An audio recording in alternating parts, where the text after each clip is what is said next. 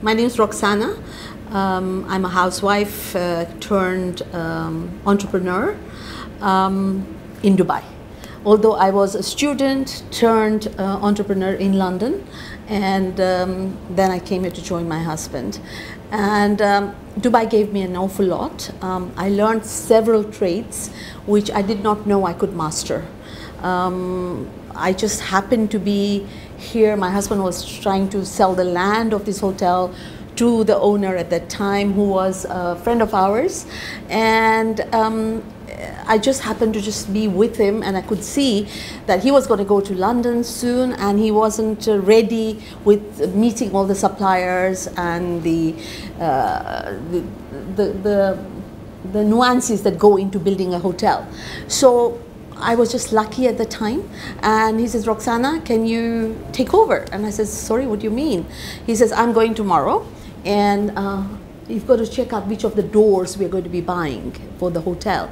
And I said, what do you mean, which kind of doors? How many? He says, well, I think it's 310 rooms with 2 bathrooms, so you're talking about 1,000 doors maybe, and we just need to know what quality they have to be. Before I knew it, I was doing looking at the designs, which was Wenge wood with Zebrano, but it's not the aesthetic look that you look at, it's the fire rating. And the quotations were coming from, like, maybe say $20, $50 a door to $500 a door. And I'm just giving you these ballpoint figures. And how do you decide what is the right door for the hotel? So things like this that happen, the structural cabling. I had to learn about where that came from and why we needed it and which quality we should use. And so before I knew it, I started becoming like an engineer. And I used to be working in a porter cabin, wearing a hat, because at the drop of a hat, I would have to put on my the hard hat, go up in a hoist in 50 degrees heat, and it felt more than that, and you go and check each of the floors that were being laid and to see whether there were any issues, which I did not know much about, but had to find the issues to be able to sort them out. So it was very interesting building a hotel. I mean, it's not very many people who get that opportunity, and I did, and I grabbed the opportunity with both hands because I was eager to learn. I'm an accountant turned maybe an architect, no, not an architect, but a engineer come then a designer, because then there were 9 restaurants in this building, and we had to make sure that whatever we decided had to be a success. So being an accountant, being budget savvy, making sure that everything worked to a number, we also had to make sure, therefore, that the restaurant was of the nature that would suit the population.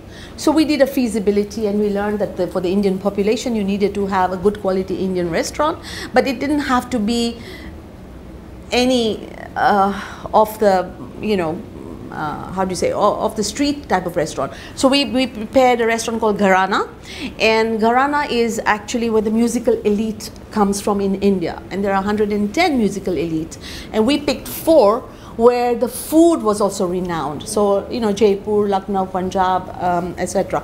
And each of these, we did research, went to India to find out as to what made that Gharana's food a success, and how did, which musical maestro came from that Gharana. And so today, Gharana is like 9 years old, and we've got live music every day, food is renowned, and Alhamdulillah, it's, how can I say it, it's a household name. The restaurants have become the reason why there's footfall in this area, in this marketplace, where now we have, I don't know how many hotels, and in Barsha alone, we have 14,000 keys. So we are competing with 14,000 keys to fill up this hotel every day, because once you don't, it's inventory gone down the drain. I don't know whether it's luck, but I happen to become the a accountant for Dunkin Donuts, whom you've heard, right? And so I got my lucky break there, and I became a director in the company.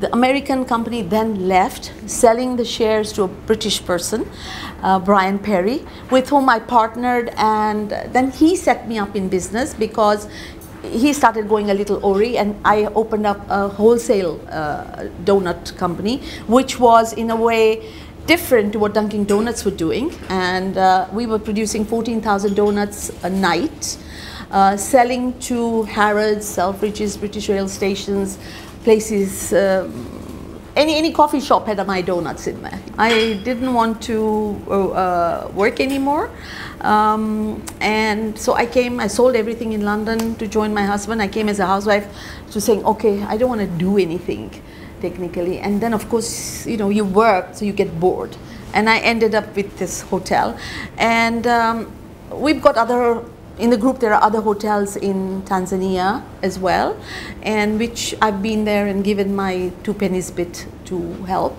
but I love the Holiday Inn. It's been my baby, like I know every stone and every you know, piece of wood that's gone into it.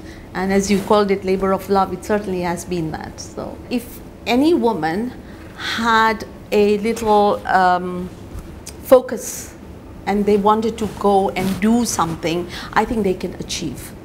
Women, many a time I feel, are a little scared to take that step, and they also feel they like being shielded by their husband or their father, and I think you really don't need to do that, because I think you've got to be a little more assertive, and you are able to actualize your potential and actualize your vision, which should be able to, which it can happen. I talk about this to a lot of women.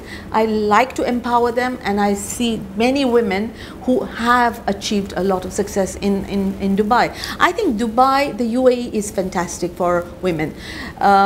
Living under our leaders' vision, I think we are given that you know, step to be able to achieve.